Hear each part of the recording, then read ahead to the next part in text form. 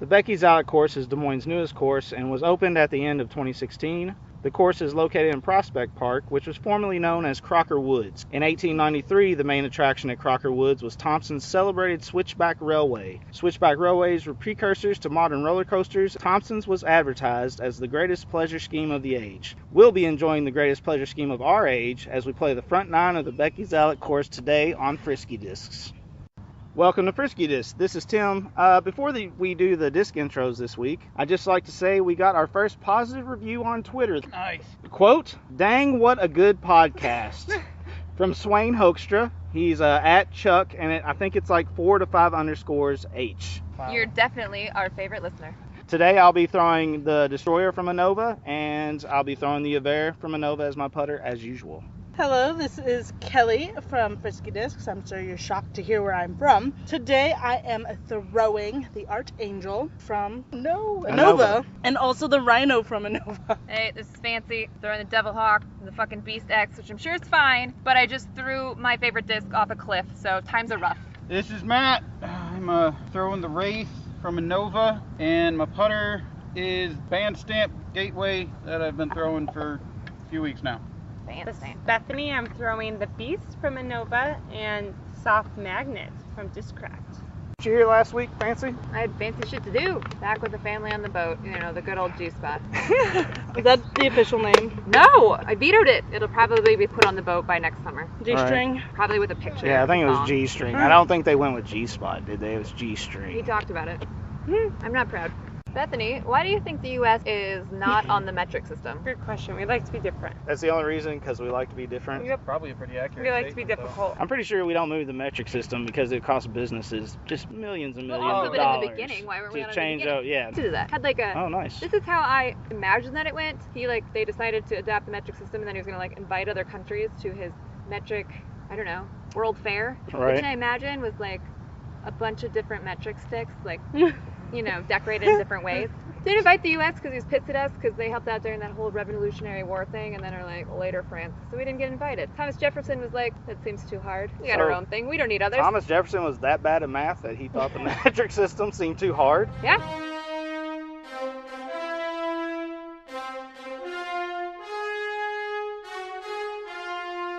All right, we got a new segment today for Frisky Discs. Basically what it comes down to is there's a cultural divide between me and Kelly. So we've come up with this new thing, young nerd, old punk, because she's a young nerd. And he's an old punk. So my assignment for Kelly this week was Minutemen's Punchline album. They're probably most well known for their song Corona, which was used as a theme song for the Jackass TV show. Punchline was their first album. It had 18 tracks. It had a runtime of 15 minutes and I think 36 seconds. Only 2 tracks on the entire album run past the 1 minute mark, and most average 30 to 45 seconds. So what'd you think of Minutemen's Punchline? I enjoyed the album. It sounded very familiar to a lot of the stuff that you have listened to in the office, which isn't too shocking. I'm sure I've heard it over time. I really enjoyed the last 2 songs.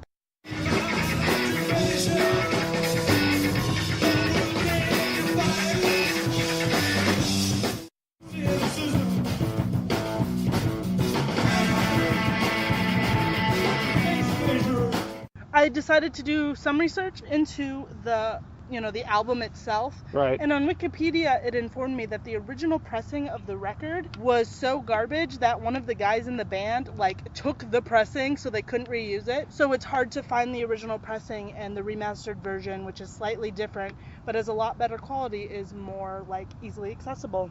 I had Tim watch an anime called Inferno Cop. Inferno Cop was created by Trigger, which is an anime studio who has made gems such as Kill la Kill and Little Witch Academia, which is essentially Harry Potter in anime. It is it's a weird anime. Most of the episodes don't break 2 or 3 minutes. It was done on a low budget, and nobody actually believed in the beginning that this studio was going to become an actual studio. And recently, season 2 was announced, so I thought Tim should be up and up on the newest anime craze. So my first question is, how have they not been sued by Marvel? Because Inferno Cop is Ghost Rider with a cop hat. Not only that, there's a pregnant character in the show. She dresses like the Scarlet Witch. On top of that, the main reporter character is a straight ripoff of April O'Neil. Straight ripoff. So how they haven't been sued for those things, I'll never understand. It's because it wasn't actually marketed in the States, and I'm going to assume it has to do with that fact. And There's Ghost Rider in Japan. In Japan, they are less stringent, especially since it was used in parody, ergo it's fair use. I gotcha.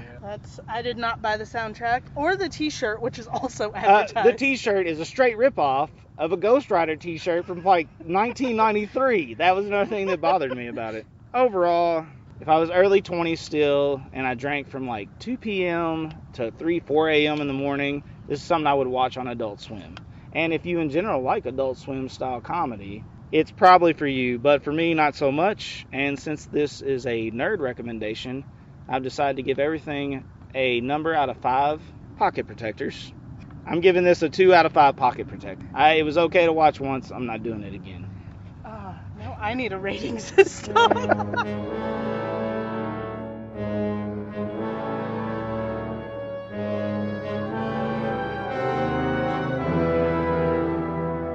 To the disc golf course. Just wait, what type of crime do you think's happening out there? Oh, I feel like those conmen would be breaking into cars. So that actually, wouldn't have anything to that do was what was going on, though. There's 1 or 2 reviews I read that people's cars have been broken into. I'm taking these off. So I just didn't know why they would be concerned about interact because sure.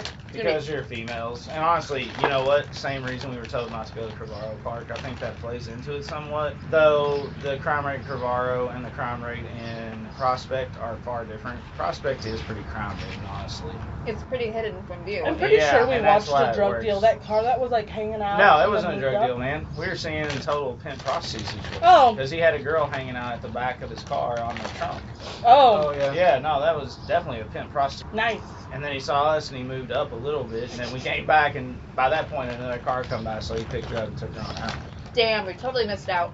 And just so you know, I am never dragging a dead hooker up to this hole. Holy Well, fuck, I did no. think about that because we were talking about the dead bodies, and I was like, but it seems like a lot of work to carry something. Yeah, it does. I'd almost rather be caught than work that hard. Yeah, exactly. My mom, every time she's ever been near a horse, got bit by one, and I didn't even know like really? horses bit people. Oh, yeah. Something They about do it all her the time. pisses them off. I You don't used to know. tell me that when I was a kid, but I never got bit by a No, horse. but I don't know. Like, what the fuck are you doing? Did you kick it? Yeah, exactly. You know? No, I hear that. Nah, they get territorial. I mean, I don't like walk up to it and try to scare the shit out of it or anything, but I mean, you know, I'd go up, I'd stroke its balls a little bit, and it never, You never had tried any to problem bite with me. Yeah. That Just was gotta- how I was told to approach horses. Is Yeah, that wrong? you got to get that stroke in first, and then they love you. I don't know why. Just like cats.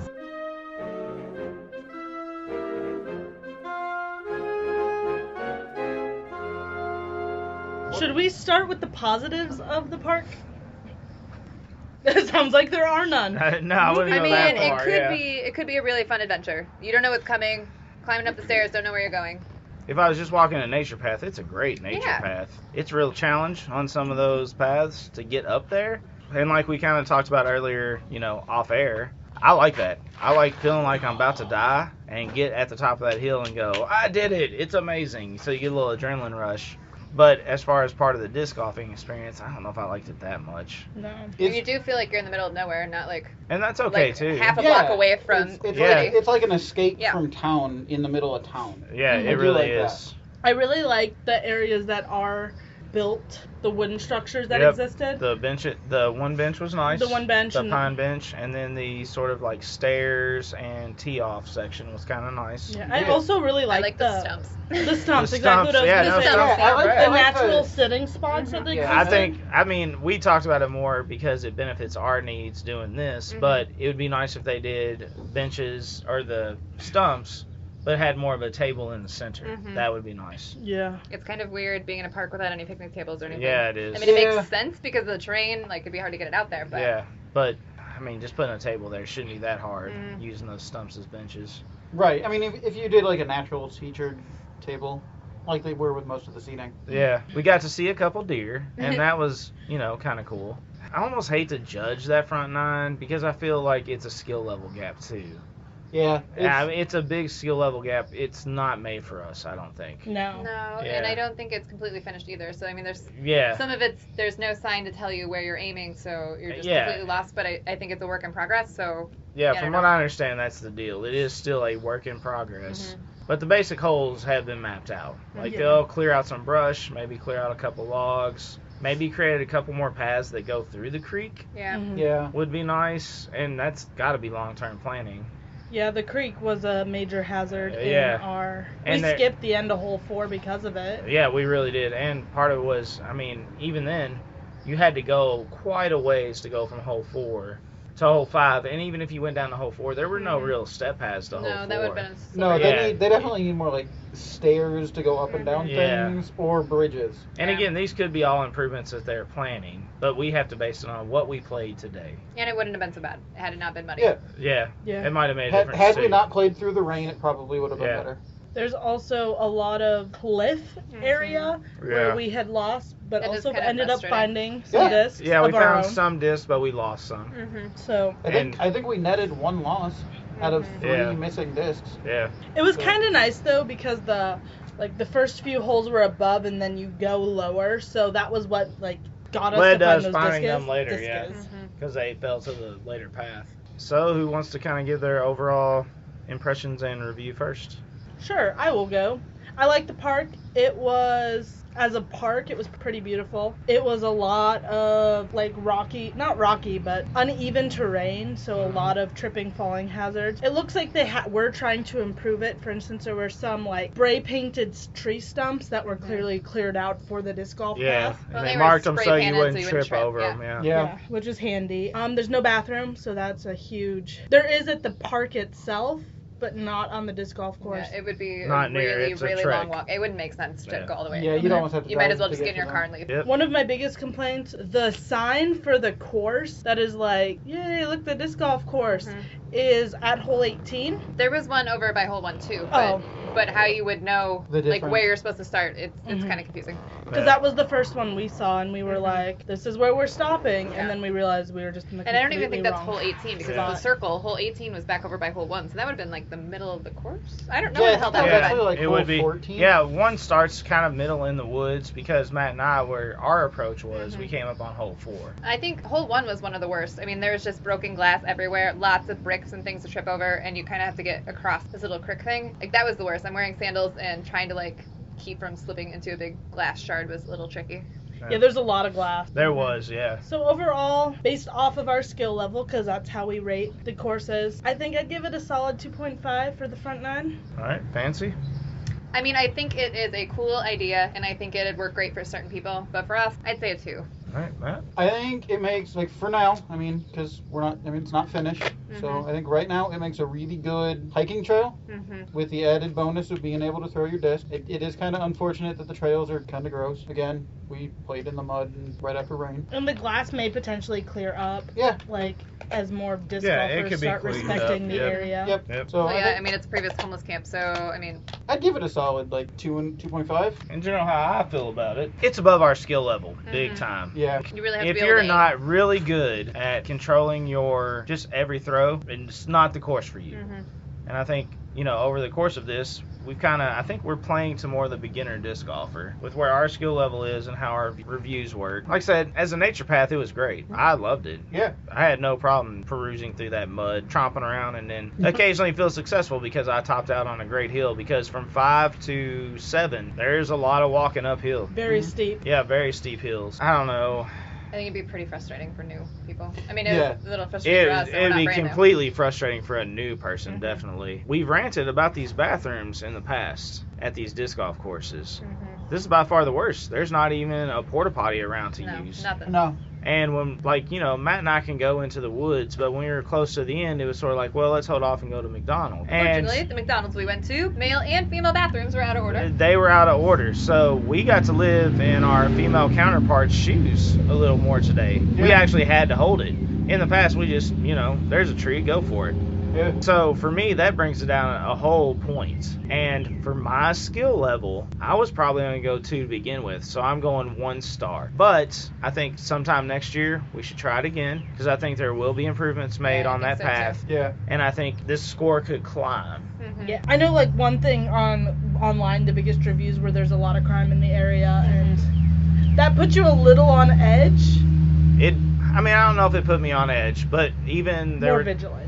there were two guys there that while I was kind of pounding running, I went over and asked them how these holes work, just because we were having trouble finding the holes because there aren't clear markers on some of them. Oh yeah, trying to get from 4 to 5 was. You wouldn't know from looking at the map that they had available on the course. But both of them, they mentioned they saw Fancy and our other partner for the day, Bethany, and they were concerned for those two. Safe Prospect Park does have a reputation for certain crime elements. I think on the bright side, though, those random guys were concerned for their safety. Like, on the flip side, I'm sure if we didn't show up, they would have maybe not gone around as fast, just in case. Or they were just concerned, and then we're like, if we hear screaming, we'll manage it then. Yeah. But either way. They had reached out right away, trying to, like, at least help us from getting completely lost in the woods and stuff like that. Yeah. And, you know, like, when people talk about crime, sometimes it's just, like, over-exaggerated. Like, how bad It is can really? be sometimes, Although but we did possibly witness some prostitution situation going on. it wasn't possible. We totally witnessed some prostitution going on. There's just other people loitering by themselves, and, like, I don't know. Yeah. Maybe you're just enjoying the park, maybe you're not. I don't know. Right.